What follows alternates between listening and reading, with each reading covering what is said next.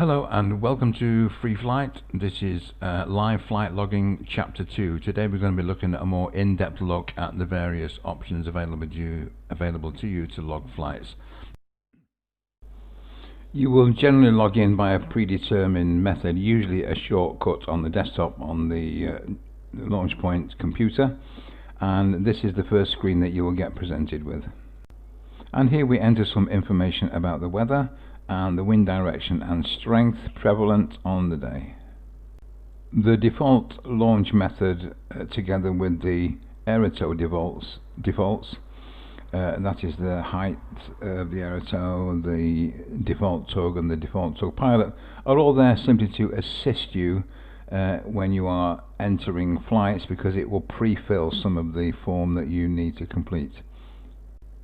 These defaults are not set in stone, they can be altered on a per flight basis. But if there's only one tug in operation and one tug pilot on duty, then it's going to assist you greatly in reducing the amount of typing you have to do when you're logging flights. Okay, all good to go, click continue.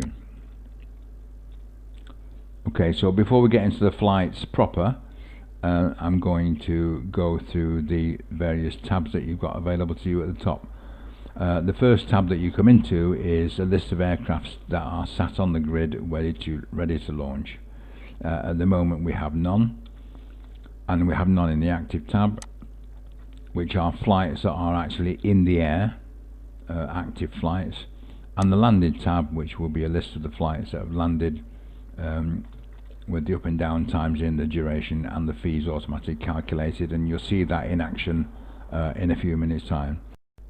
In the crew tab you'll see all the people who are on duty that day, and if you are using the duty crews module, this will be fully up to date with any swaps that have been arranged by the members of the duty crew. The intros for today, you can see we've got 2 intros due to come in today. These are people who have pre-purchased vouchers and pre-booked via the office, so we know what time they're going to come and the product that they want the product that they purchased, which we need to fly off. Tug flights we'll come on to later. Rapid entry errors is going to disappear soon because we're discontinuing the rapid entry feature. And FLARM will make the subject of another tutorial later on in the series. So now we're going to be spending time in here, club flights, and this is where you'll probably spend about 99% of your time in flight logging. And of that 99%, a further 99% will probably be here in the standard club flights. So I'm going to enter 2 flights now. I'm going to enter first of all a single-seater flight, a solo flight. I'm going to put me in there, and an aircraft, and we'll use the K8B. We're going to say it's an aerotow flight, and we're going to accept the defaults that have come in here. Except that I'm going to change the tug height to 3,000 feet. That's all you need to do. Basically, 2 pieces of information: the name of the pilot, the aircraft. It's a piece of cake. Let's create that, and you'll see I'm up here in the list. Again, I'm going to go to standard club flights now, and I'm going to show you an entry that requires 1 extra piece of information, and that's a 2-seater training flight. So first of all we need the P2. I have no idea who is in your club, so we'll just type in Paul and see who comes up.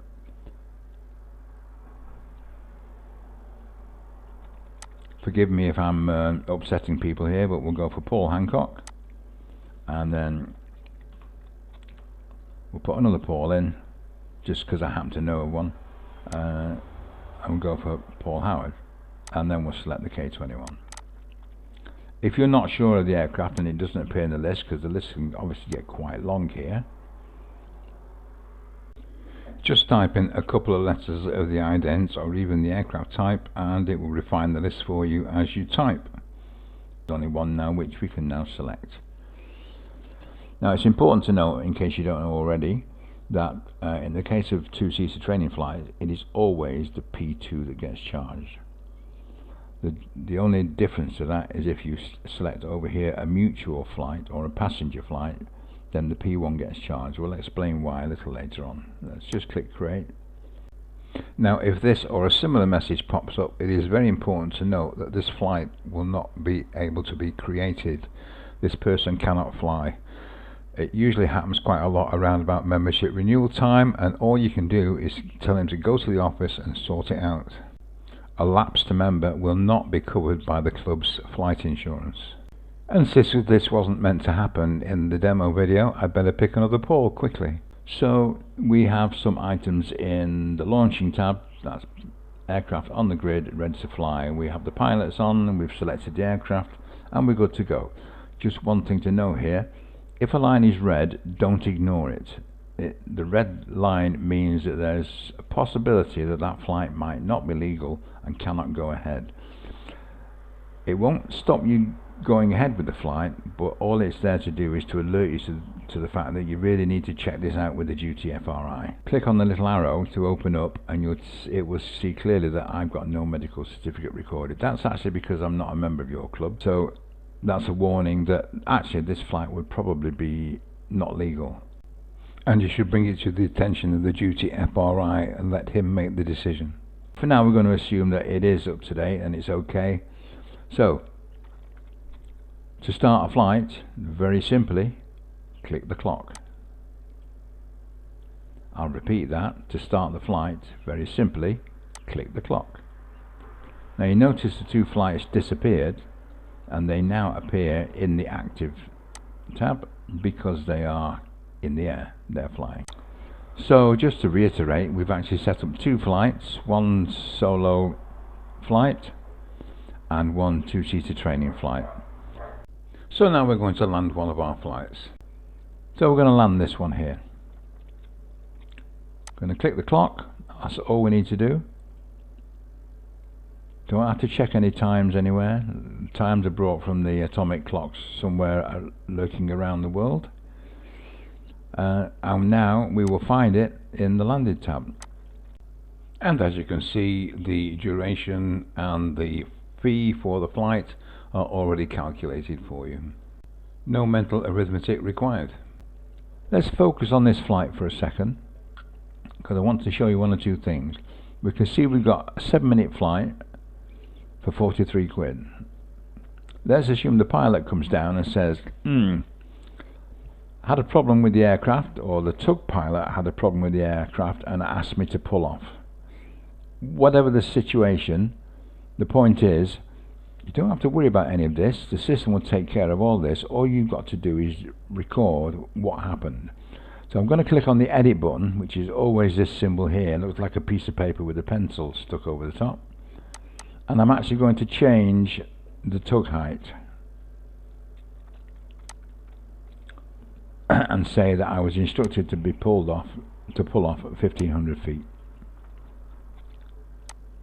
Click save. That's all you need to do.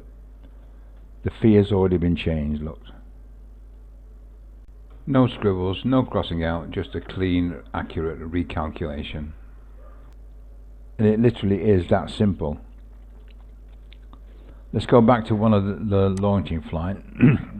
Let's say somebody said, alright, Simon has been called away. We need to put another pilot in there. Okay, simply go and click the edit button. Change the pilot.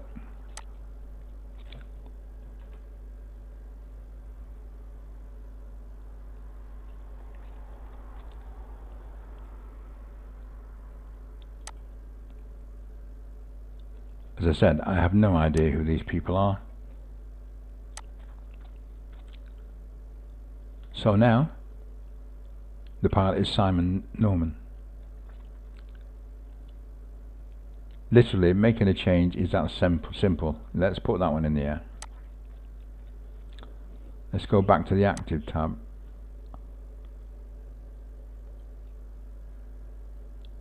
You can do exactly the same if a pilot's in flight. If Paul Howard's in the aircraft, but Paul Howard just suddenly walks on the bus and says, hello guys, can I fly? And somebody says, oh, hang on a minute, Paul, you're in the air. Well, no, I'm not, I'm here. Okay, it's a typical scenario. So, common mistake. Okay, so let's click the edit button, change the pilot.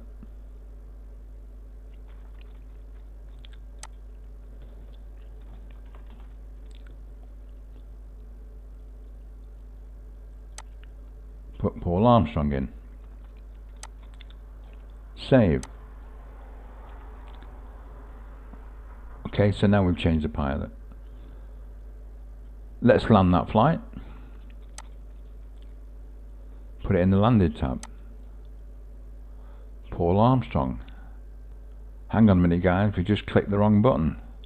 Paul Armstrong is still in the air with Helen Cheaton. Okay, let's unland the flight. Put him back in the active tab. So I hope you're getting the picture here guys, that nothing is too onerous, everything's dead easy. You just need to be aware of what you're doing, come back to this video tutorial as many times as you like. So that's it for chapter 2. In chapter 3 we're going to be looking at some of the other standard club flights, the guest flight, the passenger flights and the mutual flights, where the pilots, both members, decide that they want to split the cost. Okay, that's all for now. See you soon. Take care. Bye.